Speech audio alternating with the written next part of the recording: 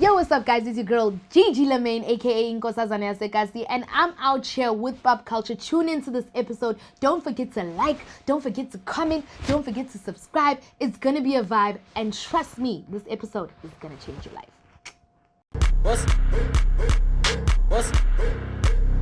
So with my upbringing and the journey that led me to hip-hop, I grew up in the south side of Johannesburg. So that's in a township called Soweto, where many great minds were made and cultivated. And I grew up in a very, in blunt terms, dysfunctional home. So, I mean, I have a mom. Both my parents are still alive, but they're not together anymore. And hip-hop was just an outlet for me. It was an outlet with everything I was kind of like dealing with at the time. So just my parents' very abusive home. Love my dad a bit still. I still look after him. Was still kind of rekindling our relationship. And my mom, who was practically a single parent, she's a nurse. She worked tirelessly to give me the opportunities that I have now, and I think that's why I really needed to get through university. So I graduated at Wits, and I think that's where hip-hop really began for me in terms of the mainstream culture.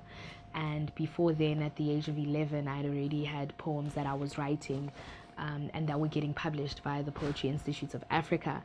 And when I was about 16, my mom had this thing where she was like, why don't you do this thing where you like talk over music? And I was like, okay. And at the time she was listening to a lot of Lauryn Hill, the Fugees, Salt and Pepper as well.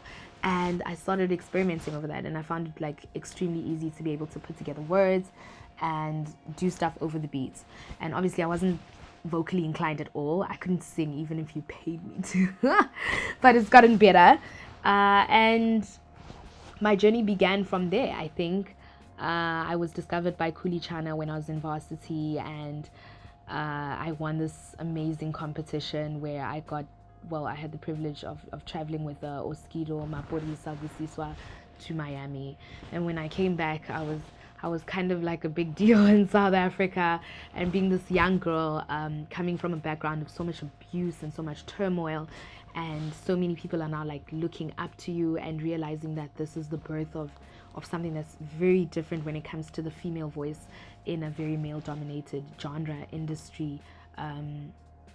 It was refreshing, but I think it was super scary at the same time. So, I mean, discovery works when you are in a cipher and somebody else believes that you are as competent as your male counterparts to take parts.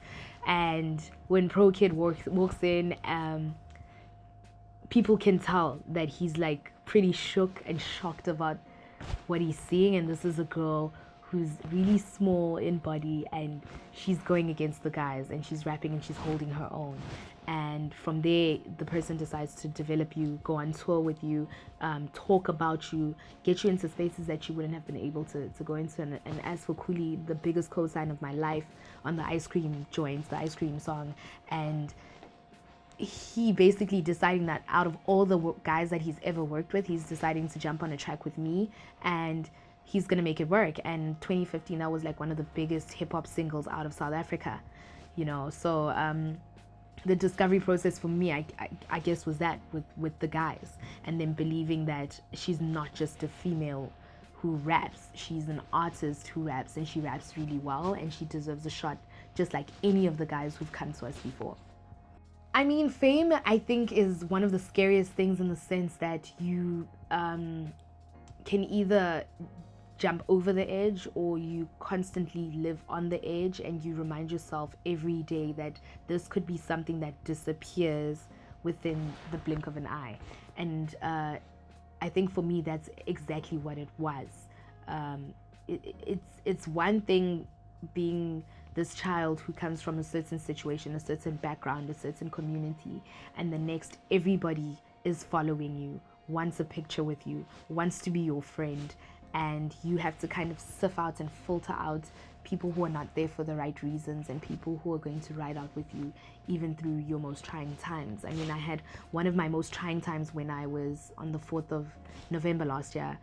where something really hectic happened with me, and I've lived with depression for a while, and I'm good now. I'm okay. I'm better, and I think it was just a very big existentialist crisis. But just being able to understand that I have to control my environment far much more than I used to, because everybody's out to get what they need to get from you, from your experiences and from who you are.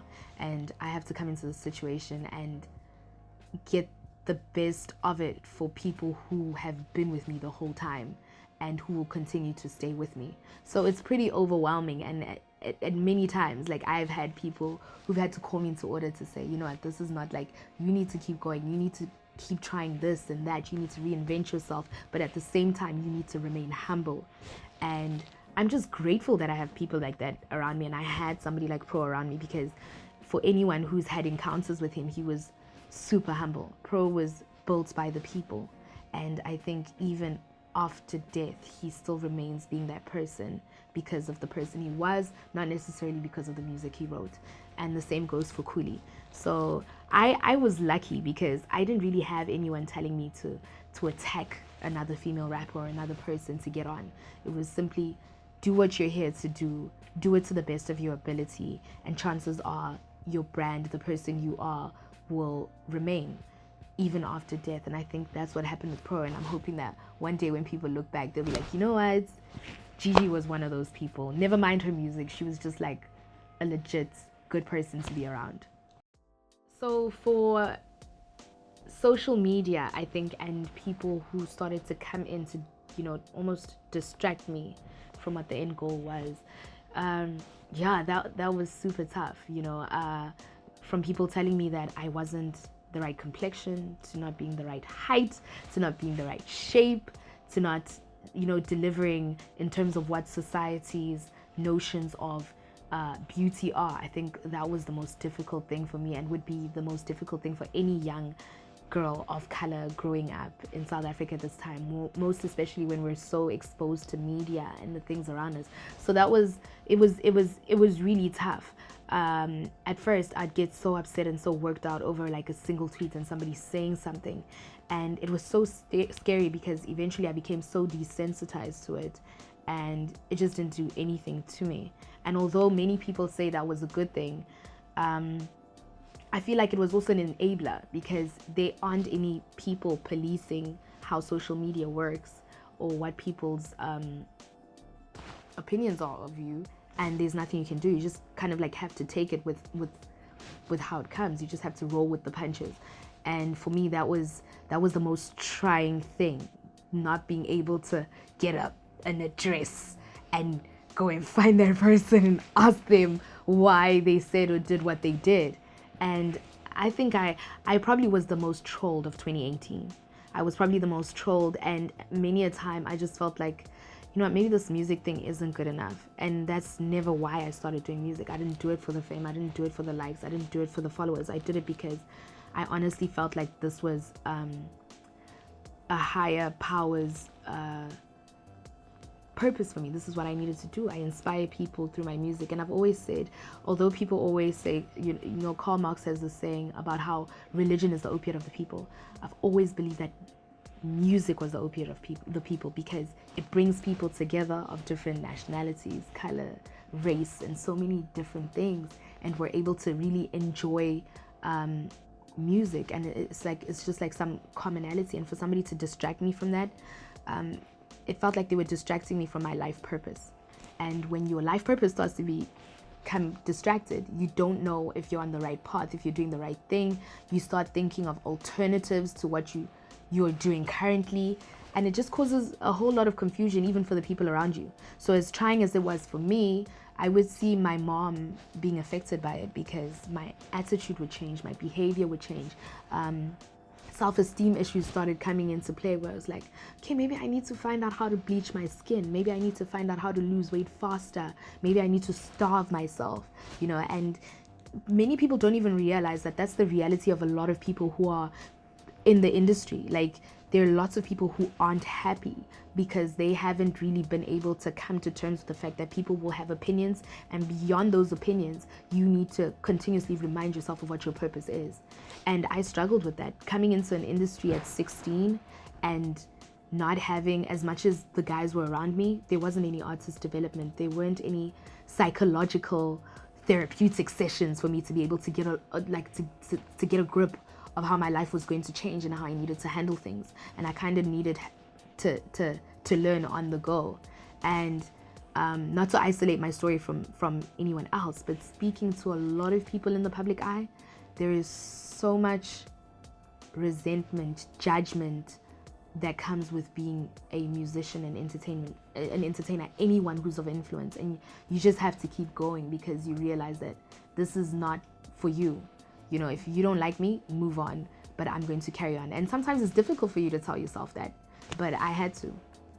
So, I mean, how I was able to protect my peace in a time when I was struggling with something like depression. I think people don't really understand what depression is, most importantly in the African context. I had a lot of things thrown at me, even by my extended family, about, oh no, she was bewitched, or, you know, she's crazy, she's unstable, and all sorts of things, you know. So, I mean, my mom studied psychiatry, so she kind of understood what was going on with me.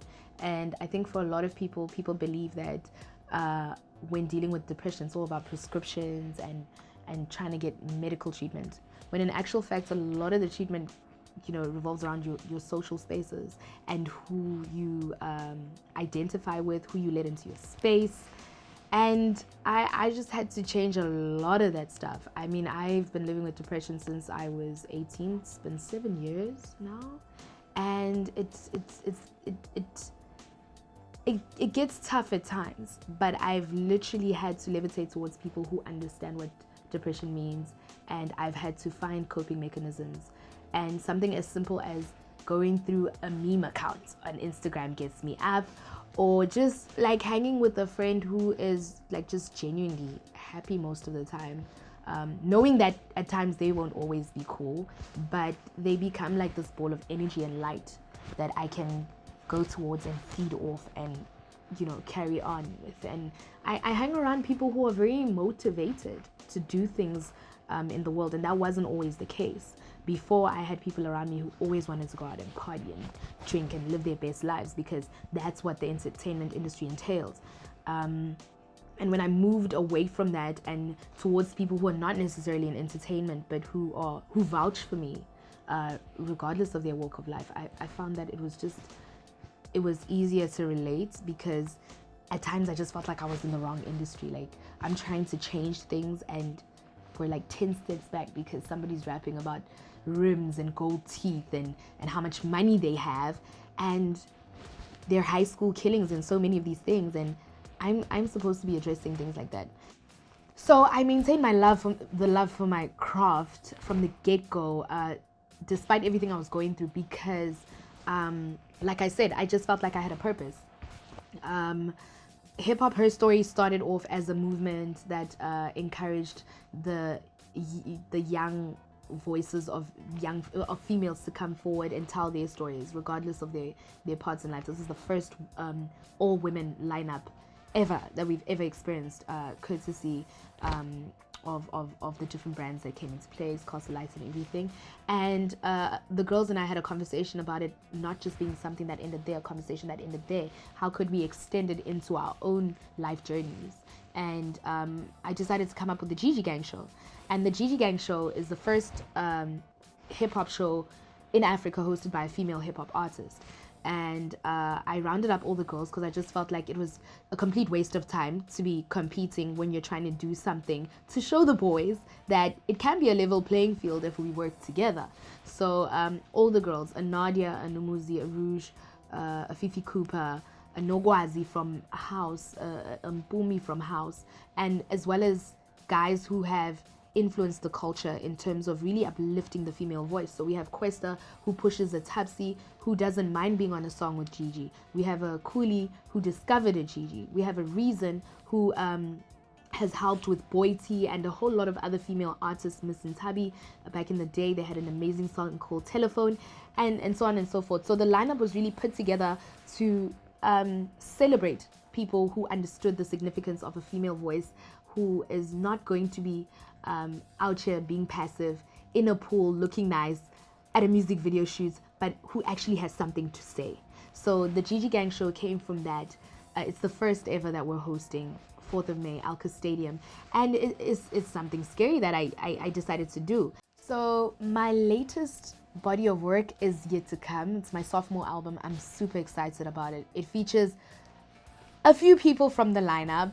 It features a Zalkwe, a Questa, a youngster CPT, Pindi Dube from Idols, and it was super important because I've evolved from being a rapper to becoming a musician. And I know a lot of people bash the record labels that they're previously a part of, but I think the one thing I learned from my previous record label was to make music. And shout out to them. I think they did an amazing job. And I think this is my best body of work yet. So it addresses social consciousness. There's still a bit of turn up. There are love songs, there are heartbreak songs. And it just shows how the female mind, heart, body, brain works. And I was just so tired of being tough all the time. You know, with females, everyone's expecting, yeah, I got bars, I'm gonna shoot up and hoot up and do up. And there's nothing wrong with saying, listen, like, I'm having a bad day and I really miss you, boy.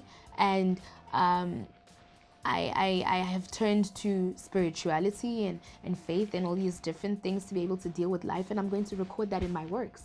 So people get to feel that.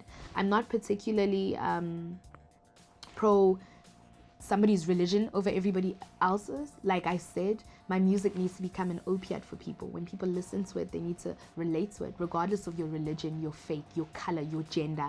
And the Gigi that you will receive there is, yes, a female, but I'm a human before I'm female. And that's what people are going to feel in this album.